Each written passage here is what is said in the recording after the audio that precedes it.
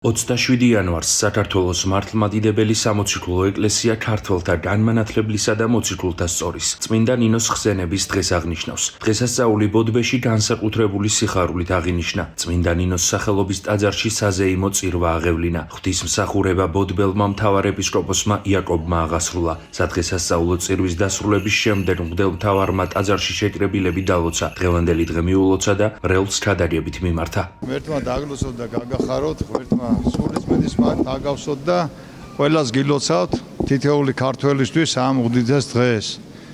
განსაკუთრებით ქალბატონებს გილოცავთ და მათ შორის კიდე გამოყოფდი ვისი სახელიც არის ნინო. ღმერთმა დაგლოცოთ, ღმერთმა გაგახაროთ და ღმერთმა ყველას სულის მედის მადლით დაგავსოთ.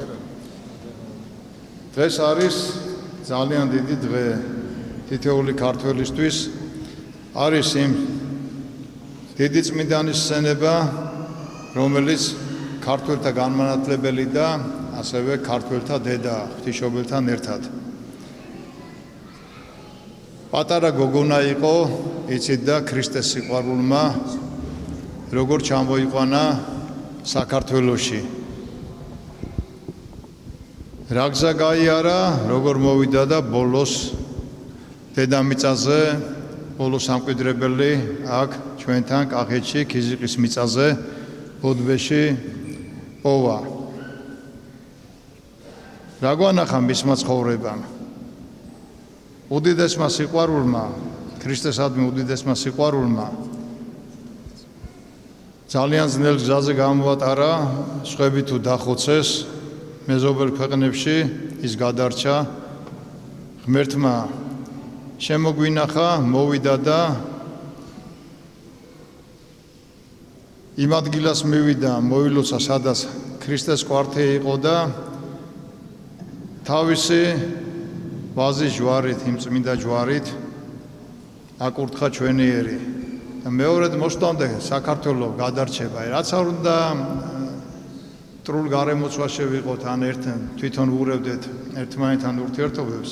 საბოლოო ჯამში მაინც ღმერთი ალბათ ჩვენს გულებს ხედავს, თითეული ქართველის გულს ხედავს და ძიმე მდგომარეობიდან ყოველთვის გამოვყავართ და მე ვფიქრობ, რომ ჩვენი მომავალი ძალიან კარგი იქნება, მაგრამ უნდა დავაკვირდეთ იმას, თუ რა მოიმოქმედა პატარა გოგონამ, ხო?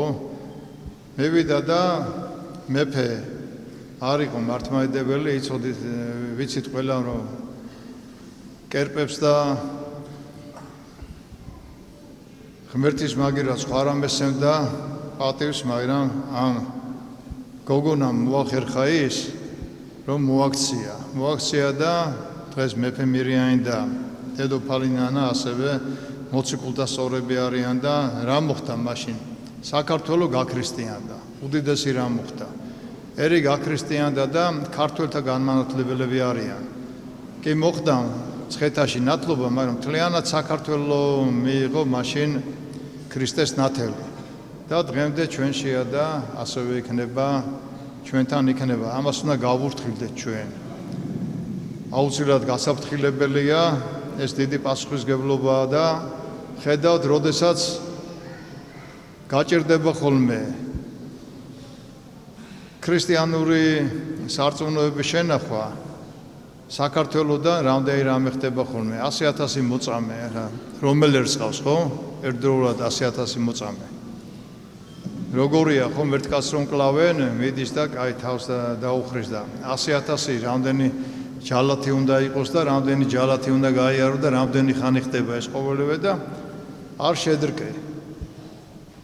ესე იგი, როგორი სიყვარული გაქვს ღმერთის, როგორი სიყვარული გაქვს სარწმუნოების, რომ გენატრება დაბრუნდე იმ წიაღში, რაც ღმერთის წიაღია.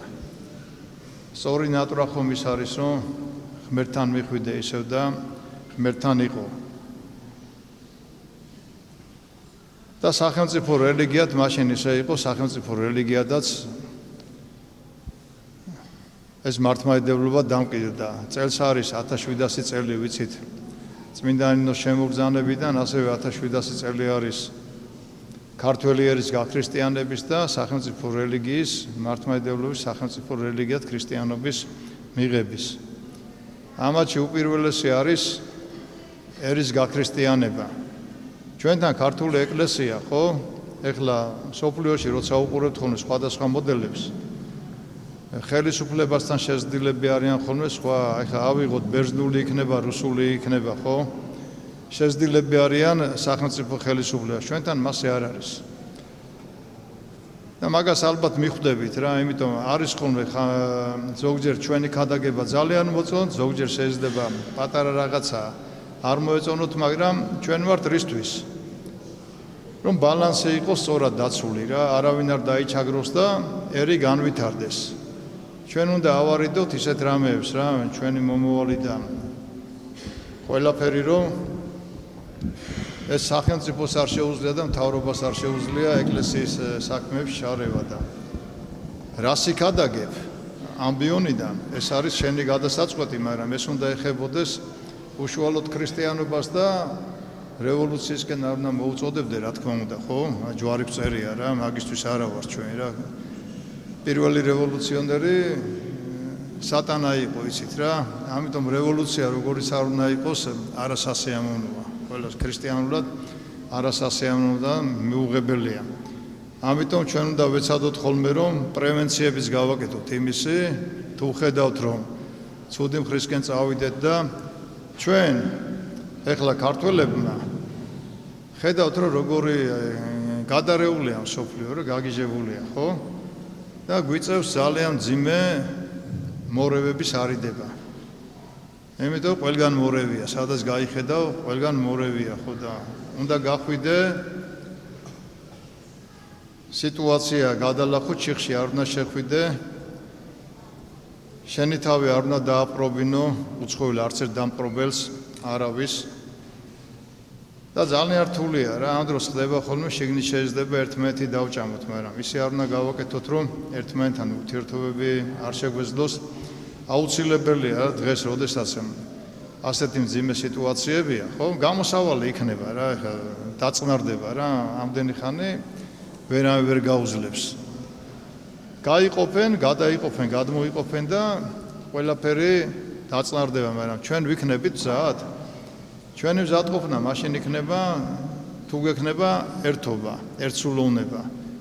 ისევე როგორც გრიგოლ ხანძთელს და მის საძმოს ჰქონდა, ისევე როგორც აი წმინდა ნინოს და მერე მირიან მეფეს, ნანა დედოფალს და ყველა იმ ქართველს ჰქონდა და ვაშენებდით ამ ჩვენს ლამაზ ქვეყანას.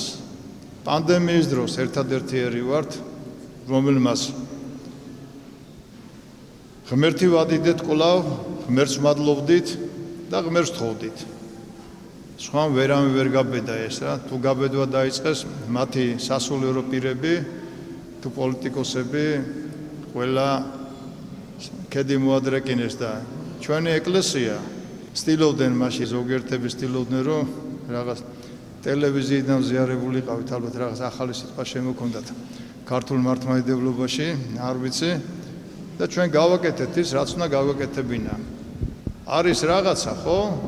რაღაცებში არ ვერევით, მაგრამ როცა ქვეყანა სჭირდება და ხალხი სჭირდება, ჩვენი ქართული ეკლესია იდგა, დგას და იდგება იქ, სადაც ქრისტია და სადაც ქართველი ხალხია, იცოდეთ კარგად. ამიტომ გაურთქილდეთ ერთმანეთს, შევეცადოთ რომ ის დამოკიდებულება სიძულვილში მაინც არ გადაგვივიდეს და ერთმანეთის ზიზღში არ გადაგვივიდეს. არ შეიძლება მერე მაგი არ განიკურნება რა. ყველა მტერი დაგვშლის მერე და ადვილად დაგვიპყრობს. ამიტომ სწორი არჩევანი უნდა გავაკეთოთ და პირველ რიგში ხო ეკლესიას გვეხება მაგი, მთავრობას ეხება და ყველა ქართველს გვეხება რა საერთოდ რა, იმიტომ რომ საქართველოს ყველას ქვეყანაა. უნდა განვითარდეთ და ვეცადოთ რომ ერთმანეთს გული არ ვატკინოთ რა, ერთმანეთს ცხოვრება გაულამაზოთ. დავეხმაროთ ერთმანეთს, დავეხმაროთ. არ ღირსა ეს ცხოვრება იმათ რომ რამდენი წელი კი ცოცხლობთ, ხო? რომ ერთმანეთის ჭამაში და ერთმანეთის გინებაში გავატაროთ. გავიხსენოთ რომ შენს მოწინააღმდეგეს შვილი ყავს, ან შვილები ყავს, დედა ყავს, მამა ყავს, ოჯახი ყავს. სამეგობრო ყავს და ეს ქართველებს გვახსოვდეს. ჩვენთან ეხლა იცით რა არის, აი ბოლო პერიოდია, სულ ისე ვართ რა. ჩემს ირგვლივ ვინც არიან, ისე ვართ ერთმანეთთან ხოლმე, ძველი პერიოდი მახსოვდა ბავშვობაში, აი ნათესაობა როგორი ქონდა, მეგობრობა როგორი ქონდა. გვიხარია ხოლმე ერთად რომ ვართ. ჩვენც ეხლა ხო უნდა გვიხაროდეს ხოლმე ერთად რომ ვიქნებით რა. სიყვარულის უფევს ხოლმე, სადაც აი ეს სიყვარულია ქრისტე არის იქ. ქრისტე არის იქ და შევეცადოთ რომ ქრისტე არ გამდევნოთ ჩვენგან. ყველა ქართველი ლამაზია, აი ზოგჯერ აურევთ ხოლმე რა შეიძლება მეაურიოს, გამოურიოს და დავაწყნაროთ ხოლმე ერთმანეთი და რასთავარია საერთო გვაქვს ჩვენი სამშობლო და გაურთქილდეთ ამ სამშობლოს. მე ვფიქრობ რომ ამ ძნელბედობის ჯამსაც გადავლახავთ და რაც შეიძლება ნაკლები დანაკარგით უნდა გადავლახოთ. ერთმანეთის გინებით და მე შენზე უკეთესი ვარ, ხო? რაც არ უნდა მომტკიცოთ, ეგ ერთმანეთის ვინ არის უკეთესი და ვინ არა. ამიტომ გაურთქილდეთ ერთმანეთს. ვიყვარებოდეთ ურთიერთას, ისე როგორც ქრისტემ შეგვიყვარა ჩვენ. ღმერთმა დაგლოცოთ, ღმერთმა გაგახაროთ და გავიგოთ და შევიგნოთ. მე ხშირად აი ჩემზე ისეთ წარმოდგენა თითქოს შეიძლება რომელიმე მხარეს ვიყო, მე მხარე არასდროს არ ვიქნები. ვიდგები იქ, სადაც ჩემი ღმერთია და ჩემი სამშობლოა, ეგ კარგად იცოდეთ. ვერც ეკლესიაში ვერ მეტყვის ვერავინ, ისე მოიქეციო, მე თუ ვთვლი რომ არასწორია და არც გარედან არ მივიღებ არავის იმას რა. ამიტომ ღმერთმა დაგლოცოთ, ღმერთმა გაგახაროთ, ღმერთმა სულიწმიდის მაგ თაგავსოთ. და ძალიან კარგად ვიცი რა კარგია ღმერთთან ყოფნა რა, წიგნიდან არ ვიცი. ამიტომ შევეცადოთ რომ ყველა მოხვდეთ ღმერთთან. ყველა მოხვდეთ ღმერთთან. გაურთქილდეთ ერთმანეთს, ვიყვარებოდეთ ურთიერთას. ჩვენს პატრიარქს დავლოცავ, ჩვენს წმინდა სინოდს დავლოცავ, ჩვენ სამშობლოს, ჩვენს ქვეყანას დავლოცავ, მთავრობას და მხედრობას, ოპოზიციას და ჩემს დიდ ქართველ ერს დავლოცავ. ჩვენს ერში ყველას გულისხმობ, ვინც აქ ცხოვრობთ რა საქართველოში, იმის ჩვენი სამშობლო ეს არის. აბა შეხედეთ რა, წმინდა ნინო იყო, ასურელი მამები იყვნენ თუ ვინ იყო, ჩამოდიოდნენ და რამდენი მეფე ყავდა წარმომავლობით არა ქართველი და როგორი ქართველები გახდნენ. ძველად არტოვებდით ხოლმე აქაურობას და შენ როდესაც ქვეყანაში კვართი გავს ქრისტესი, რატომ უნდა გავრბოდეთ, ხო? ღმერთმა ინებოს რომ ისე ვიცხოვროთ რომ ნუ დავჭავთ ერთმანეთს, თორე აფხაზეთი როგორ უნდა დავიბრუნოთ, ხო? როდესაც ერთმანეთს ჭამთ, საქართველოს წრები ვართ, ყველა მხარე რა, იმიტომ რომ აფხაზები არ მოინდომებენ ჩვენთან ერთად ცხოვრებას. ცხინვალის რეგიონშიც გვეტყვიან ერთმანეთთან ვერ გაგირკვევია ჩვენ რატომ უნდა ვიყოთ და მაგე არის მტრობა და ნუ ვიქნებით ჩვენი ქვეყნის წრები. ყველაფერს შევხედოთ რაც არის რა, სილამაზით არ შევხედოთ რა. დღეს ვართ, ხვალე აღარ ვიქნებით, ხო? ამიტომ 1000 წელი ვითარცა გუშინდელი დღეო ღმერთა რა, მე იმას არ ვამბობ რომ წამერ იმაზე რა, ღმერთმა იცის ვინ როდის უნდა იყოს, სად იყოს და როგორ იყოს და ჩვენი ერი დალოცოს ღმერთმა, ჩვენი ერი იმსახურებს სიმშვიდეს, ჩვენი ერი იმსახურებს სიყვარულს. რატო არ უნდა გქონდეს ნათესაობა, მეგობრობა, ურთიერთობები ისე როგორც თუნდაც 50 წლის წინ რომ იყო რა. სირცხვილი არ არის რა, თავისუფალი ის რომ მოვიდა, მე ვჭამთ ერთმანეთს, შეხედეთ, ძმათა მკვლელი ომი სამარცხვინოის რაც მოხდა რა, აგვიყოლიეს და ალბათ ჯერ იმათმა უნდა მოიხადონ ბოდიში მთელი ერის წინაშე და ჩვენც მოვიხდით ღმერთთან რა, ის რომ მოხდა, ვერ ჩავერიეთ, ვერ გავაჩერეთ. და არავინ არ არის რა, მართალი ვარო, ვერავინ ვერ ვიტყვით რა. ხარებად არ უნდა დავყოთ საქართველოს. ღმერთმა დაგლოცოთ, ღმერთმა გაგახაროთ და ყველას წარმატებას უსურვებ რა, აბსოლუტურად ყველას წარმატებას უსურვებ, იმიტომ რომ მთავრობა თუ წარმატებული იქნება, ჩემი ერი იქნება, ხო წარმატებული რა. ასევე ოპოზიცია თუ წარმატებული იქნება, ჭეშმარიტ ოპოზიციაზე ოპონირებას ვლაპარაკობ, უკეთესი აზრი უნდა მომაწოდო განვითარების, ხო?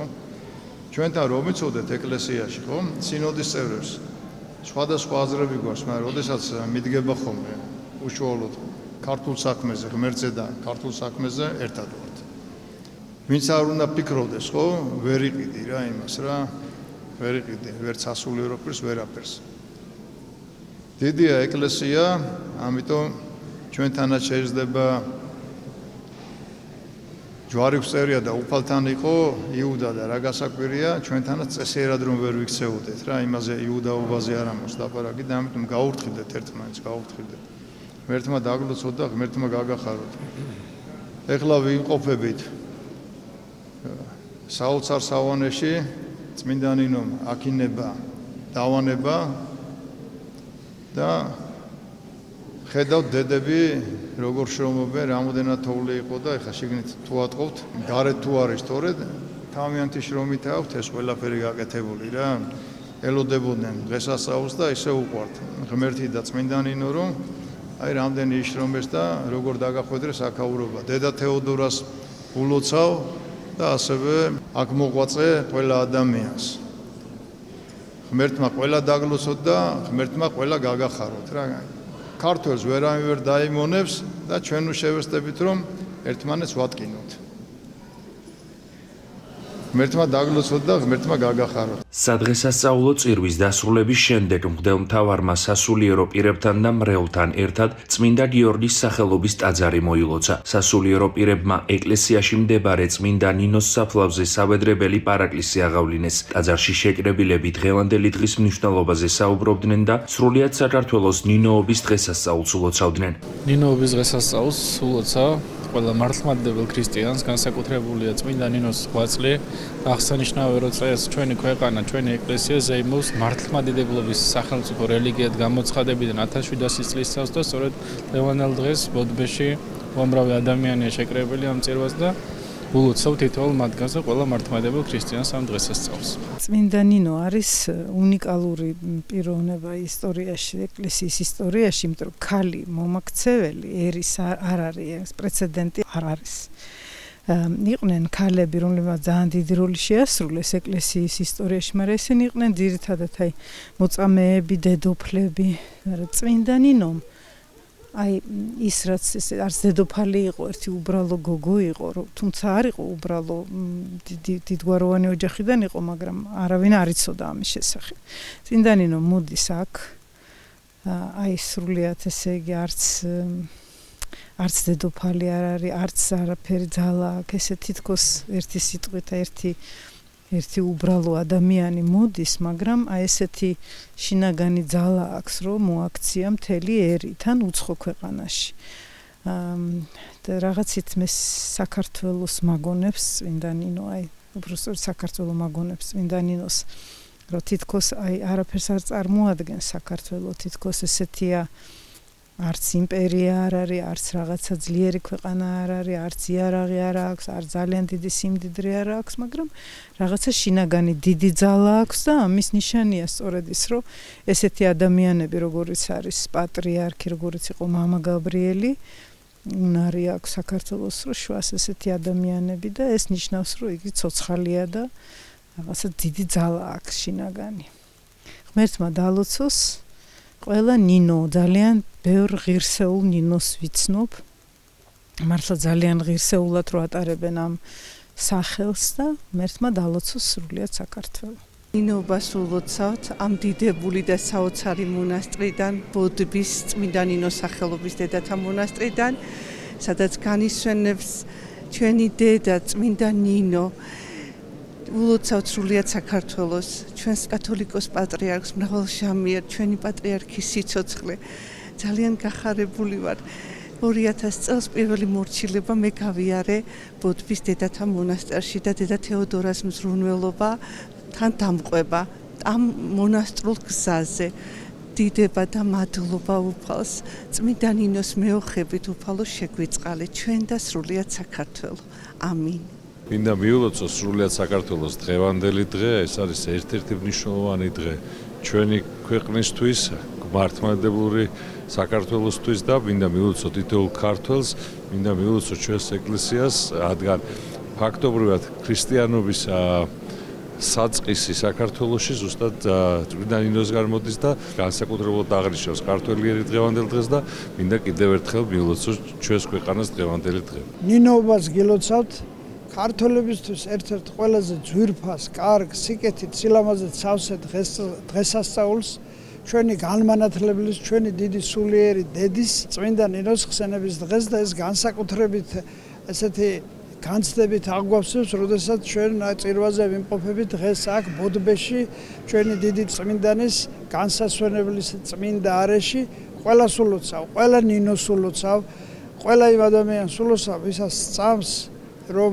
სიკეთე გაიმარჯვებს ბოროტებაზე, სილამაზე გაიმარჯვებს სიმახინჯეზე და ჩვენი ცხოვრება სავსე იქნება სიწმინდითა და სილამაზით. დღევანდელ დღეს ულოცავთ ყველა მართლმადიდებელს პირველ რიგში, ულოცავთ ჩვენს უწმინდეს და უნეტარეს ბოდბის მონასტრიდან, ამ ულამაზესია და უწმინდესი ადგილიდან, უსურებ დიდხანს ჯანმრთელად ცხოვრებას ჩვენს და მართლმადიდებელი ხალხის საიმედოდ და არა მარტო მართლმადიდებელი ხალხის საიმედოდ.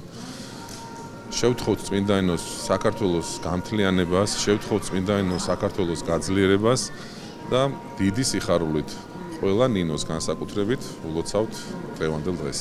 მე მინდა მოგილოცოთ ეს ბედნიერი დღე ყველა ქართველისთვის, სრულიად საქართველოსთვის, ქრისტიანისთვის.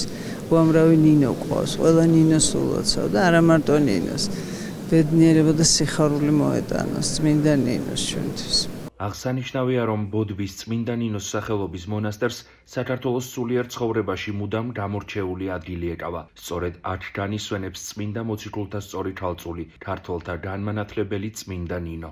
მთელ საქართველოს ულოცავ დღევანდელ დღეს წმინდა ნინოს დღესასწაულს, უწმინდეს და უნეტარეს მიულოცოთ, ბოდბელ ეპისკოპოსს, ყველა ეპისკოპოსებს, ჩვენ ქართველ მრევლს გახარებულები იყოს, გამთლიანებული იყოს საქართველო და ბედნიერება და სიხარული მოეტანოს ამ ლამაზ დღეს. ღმერთმა დაალოცოს სრულიად საქართველო და დედა ნინოს ლოცვა ეწეოდეს ყველა ქართველს და განსაკუთრებით ყველა ნინოს. ძალიან თბილი და საოცარი წმინდანი გვყავს ჩვენ და ეს ადგილიც არის ძალიან დიდი მადლით მადლმოსილი.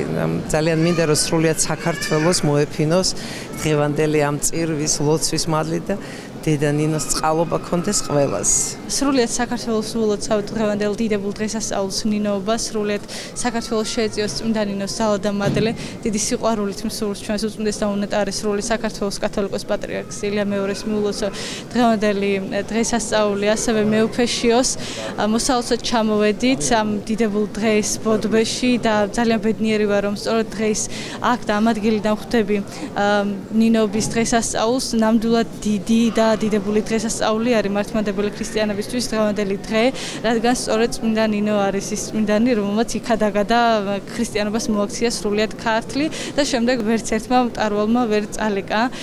მოკლედ ის რწმენა, რაც მოგვიტანეს დღევანდელობამდე ჩვენმა დიდებულმა წმინდანებმა, წმინდა ნინო იყოს მეუხი სრულიად საქართველოსი. დღესასწაულთან დაკავშირებით თბილისში, ყოვლად წმინდა ღვთისმშობლის მიძინების სახელობის სიონის საპატრიარქო ტაძარში სადღესასწაულო წირვა აღევლინა. ღვთისმსახურება ახალქალაქის, კუმურდოსა და კარის მიტროპოლიტმა ნიკოლოზმა აღასრულა. თანამსახურებდნენ როველ ურბნელი მიტროპოლიტი იობი, თიანეთისა და ფშავ-ხევსურეთის ეპისკოპოსი მიქაელი, წალკელი ეპისკოპოსი გრიგოლი, ფორტ-ვორსის ეპისკოპოსი გერასიმე, საქართველოს მართლმადიდებელი ეკლესიის პროტოპრესვიტერი გიორგი ზვიადაძე და სხვა სასულიერო პირები. წირვის დასრულების შემდეგ მიტროპოლიტმა ნიკოლოზმა მრევლს დღესასწაული მიულოცა და ქადაგებით მიმართა. სახელითა მამისათა და ძისათა და სულისა წმინდისათა, ჩვენთან არის ღმერთი. ყველას გილოცავთ დღევანდელ უდიდეს და უმნიშვნელოვანეს დღესასწაულს ქართველი ერისათვის განსაკუთრებით დღეს არის ჩვენი განმანათლებლის, დედისა ჩვენისა, მოციქულთა სწორისა, წმინდისა ნინოს ხსენება.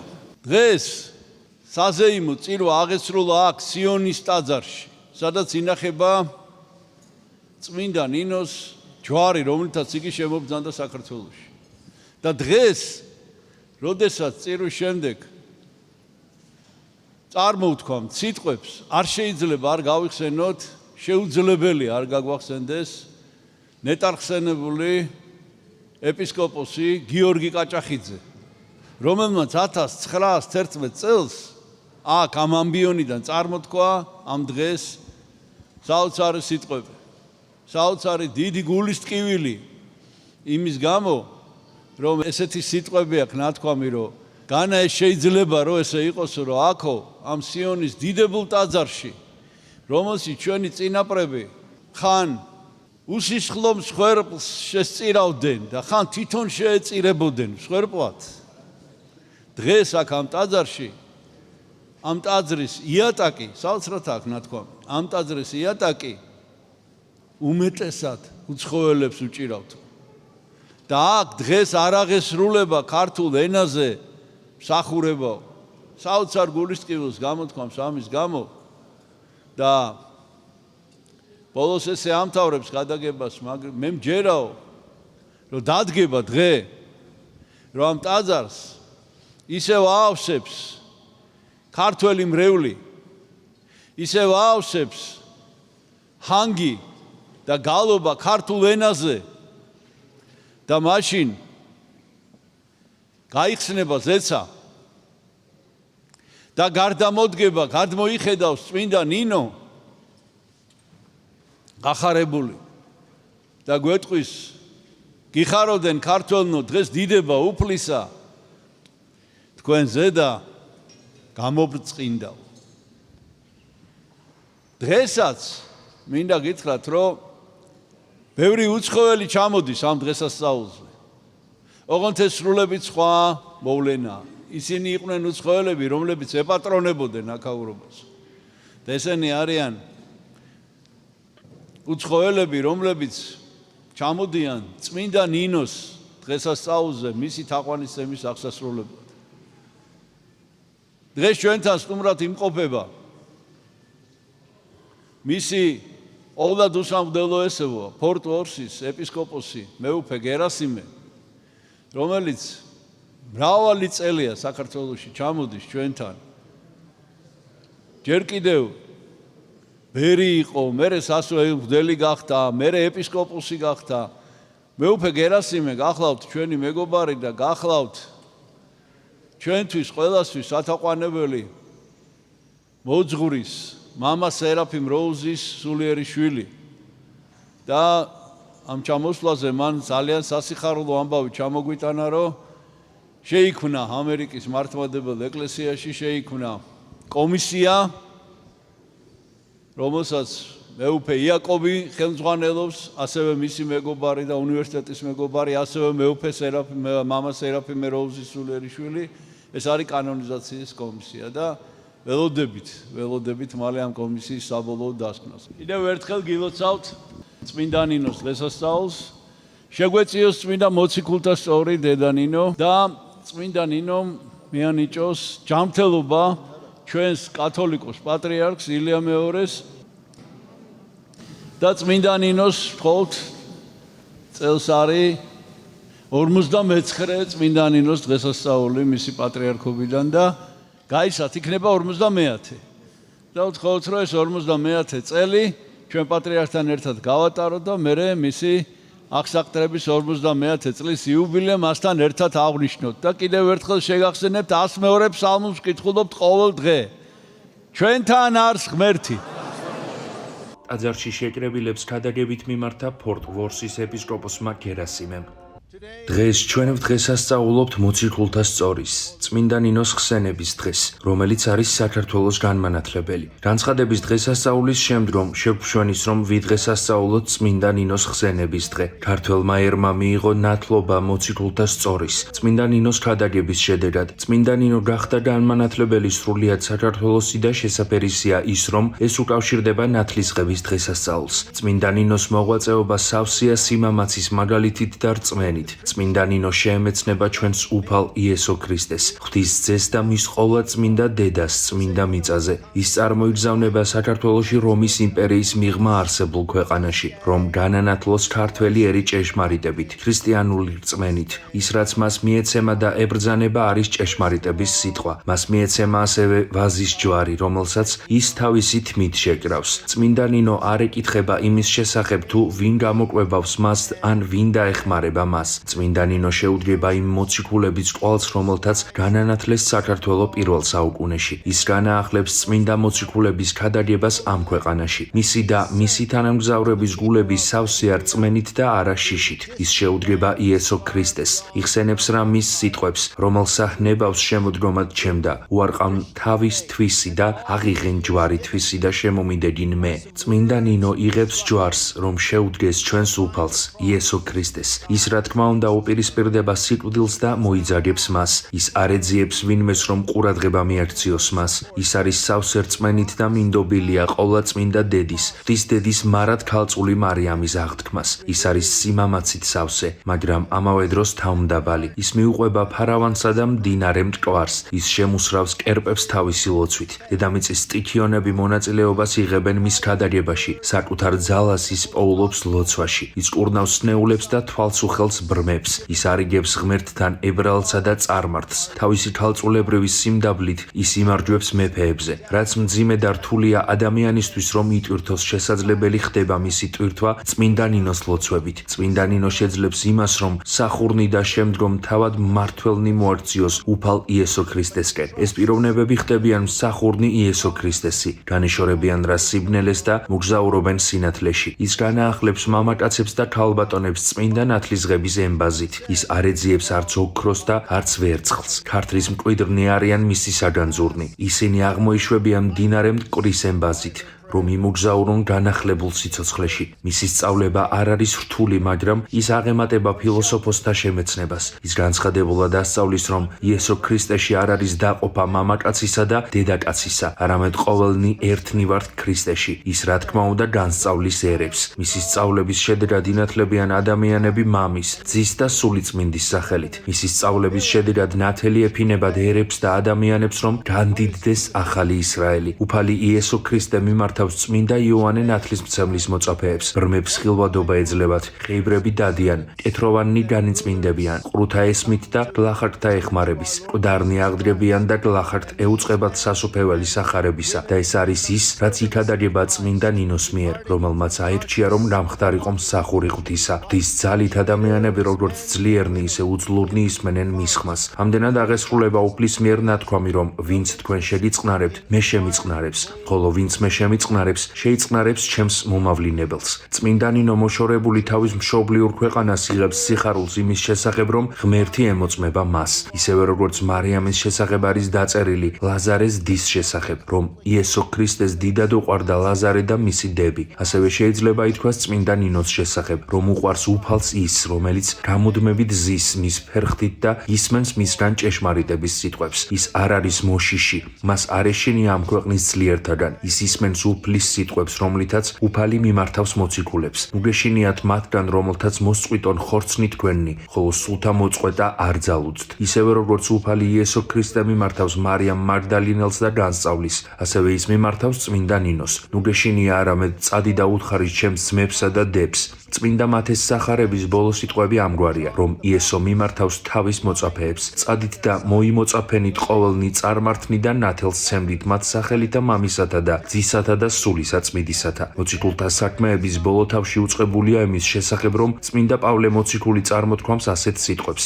და ეცნობილი იყოს თქვენთვის ის, რომ სასუფეველი ღვთისა ეხარებათ წარმართებს და ისინი მოისმენენ მას. წმინდა ნინოს არასოდეს ჰქონდა მოლოდინი იმისა, რომ ვინმეს ეზრუნა მისი კეთილდღეობის შესახებ. თავისი ხასიათით და თვისებებით წმინდა ნინო ხდება წინამძღოლი. როცა ჩვენ ვამბობთ სიტყვას წინამძღოლი, ეს ნიშნავს იმას, რომ ის არავის თხოვს, რომ ემსახურონ მას.